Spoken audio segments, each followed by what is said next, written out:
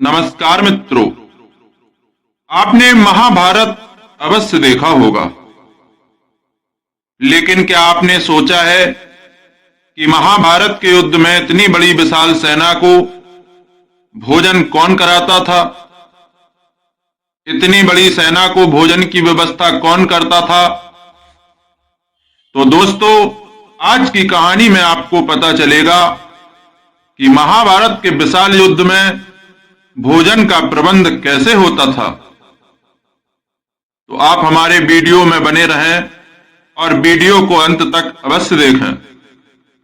मित्रों, जब महाभारत का युद्ध चल रहा था तब आर्यावर्त के समस्त राजा या तो कौरव अथवा पांडव पक्ष में खड़े दिख रहे थे।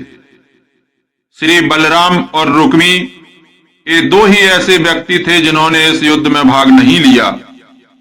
कम से कम सभी तो यह जानते हैं, किंतु एक और राज्य ऐसा था जो युद्ध क्षेत्र में होते हुए भी युद्ध से विरक्त था। वो था दक्षिण के उडुपी का राज्य। जब उडुपी के राजा अपनी सेना सहित कुरुक्षेत्र पहुंचे तो कौरव और पांडव दोनों ने अपनी ओर मिलाने का प्रयत्न करने लगे। उडुपी के राजा अत्यंत दूरदर्शी थे। उन्होंने श्री कृष्ण से पूछा, हे माधव, दोनों ओर से जिसे भी देखो युद्ध के लिए लालायत दिखता है, किंतु क्या किसी ने सोचा है कि दोनों ओर से उपस्थित इतनी विशाल सेना के भोजन का प्रबंध कैसे होगा? उडुपी के राजा की बात सुनकर के श्री कृष्ण ने कहा, महाराज, आपने बिल्कुल उचित सोचा है। आपके इस बात को छेड़ने पर मुझे प्रतीत होता है कि आपके पास इसकी कोई योजना है। अगर ऐसा है तो कृपया बताएं।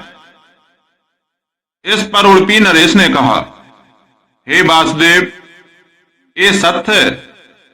भाइयों के बीच हो रहे इस युद्ध को मैं उचित नहीं मानता। इसी कारण इस युद्ध में भाग लेने की इच्छा मुझे नहीं है, किंतु ये युद्ध अब टाला नहीं जा सकता।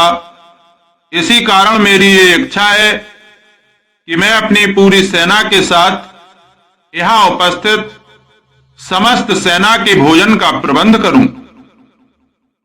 इस पर श्री कृष्ण ने हर्षित होते हुए कहा, महाराज, आपका विचार अति उत्तम है।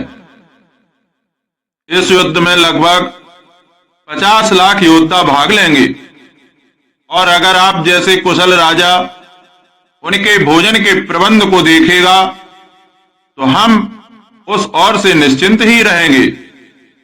वैसे भी मुझे पता है कि सागर जितनी इस विशाल सेना के भोजन का प्रबंध करना आपके और भीमसेन के अतिरिक्त और किसी के लिए भी संभव नहीं है। अब भीमसेन इस युद्ध से विरक्त नहीं हो सकते, अतः मेरी आपसे प्रार्थना है कि आप अपनी सेना सहित दोनों ओर की सेना के भोजन का भार संभालिए। दोस्तों, इस प्रकार उडुपी के महाराज ने सेना के भोजन का प्रभार संभाला।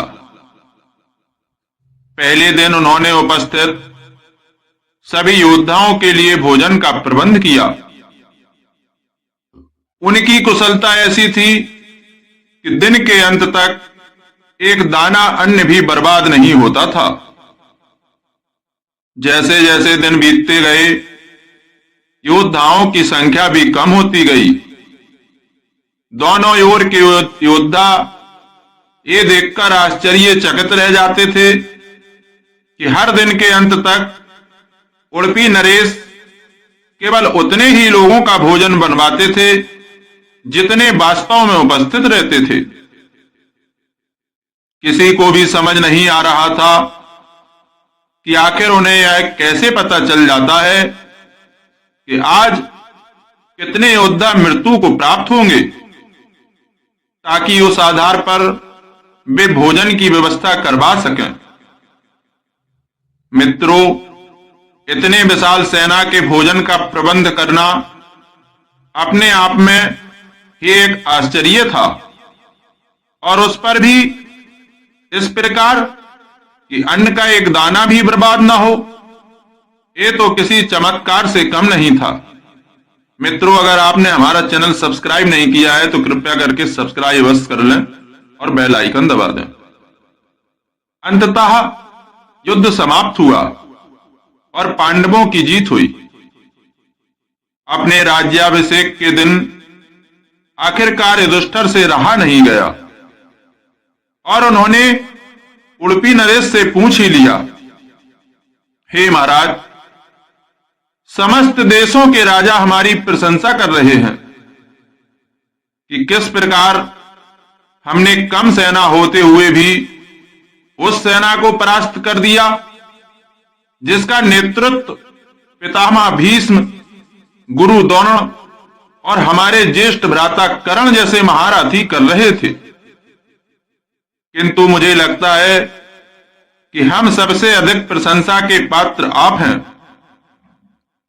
जिन्होंने न केवल इतनी विशाल सेना के लिए भोजन का प्रबंध किया, अपितु ऐसा प्रबंधन किया कि एक दाना भी अन्न का व्यर्थ न हो पाया। मैं आपसे इस कुशलता का रहस्य जानना चाहता हूं। इस पर उडुपी नरेश ने हंसते हुए कहा, सम्राट, आपने जो इस युद्ध में विजय पाई है उसका श्रेय किसे देंगे? इस पर युधिष्ठिर ने कहा, श्री कृष्ण के अतिरिक्त इसका श्रेय और किसे जा सकता है? अगर वे न होते तो कौरव सेना को परास्त करना असंभव था। तब उडुपी नरेश ने कहा, हे महाराज, आप जिसे मेरा चमत्कार कह रहे हैं वो भी श्री कृष्ण का ही प्रताप है। ऐसा सुनकर वहां उपस्थित सभी लोग आश्चर्यचकित हो गए। तब उडुपी नरेश ने इस रहस्य पर से पर्दा उठाया और कहा, हे महाराज, श्री कृष्ण प्रतिदिन रात्रि में मूंगफली खाते थे। मैं प्रतिदिन उनके शिविर में गिनकर मूंगफली रखता था और उनके खाने के पश्चात गिनकर देखता था कि उन्होंने कितनी मूंगफली खाई है। वे जितनी मूंगफली खाते थे उससे ठीक 1000 गुणा सैनिक अगले दिन युद्ध में मारे जाते थे। अर्थात अगर वे 50 मूंगफली खाते थे तो मैं समझ जाता था कि अगले दिन 50,000 योद्धा युद्ध में मारे जाएंगे। उसी अनुपात में मैं अगले दिन भोजन कम बनाता था। यही कारण था कि कभी भी भोजन व्यर्थ नहीं हुआ। श्री कृष्ण के इस चमत्कार को सुनकर सभी उनके आगे नतमस्तक हो गए। ये कथा महाभारत की सबसे दुर्लभ कथाओं में से एक है। कर्नाटक के उडुपी जिले में स्थित कृष्ण मठ में ये कथा हमेशा सुनाई जाती है और ऐसा माना जाता है कि इस मठ की स्थापना उडुपी के सम्राट द्वारा ही करवाई गई थी, जिसे बाद में श्री माधवाचार्य जी ने आगे बढ़ाया। और दोस्तों, इसी के साथ हमारी आज की कहानी संपन्न हुई। कैसी लगी कमेंट करके अवश्य बताएं। मित्रों, अगर अच्छी लगी हो तो कृपा करके एक लाइक अवश्य करें और अपने वीडियो अपने मित्रों और अपने संबंधियों को शेयर करें।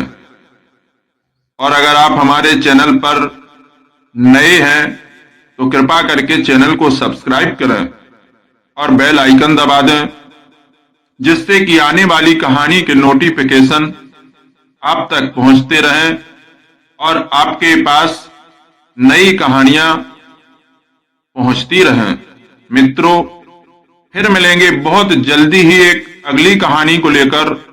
तब तक के लिए नमस्कार। जय जय श्री राम। आपका दिन शुभ हो।